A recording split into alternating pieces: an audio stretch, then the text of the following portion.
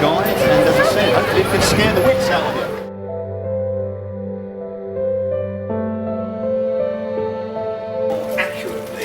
He requested a tour. Various laws were passed enabling anybody to distill alcohol from English cereal.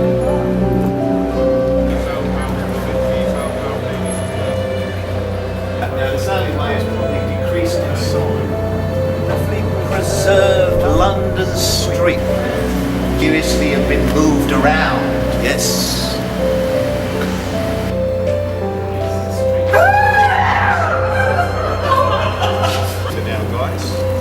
And there is a ghost, yes.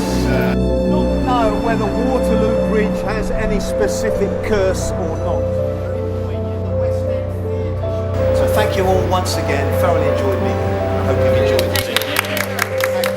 I like the story about the Lamb and Flag pub and the haunted sailor in the room upstairs.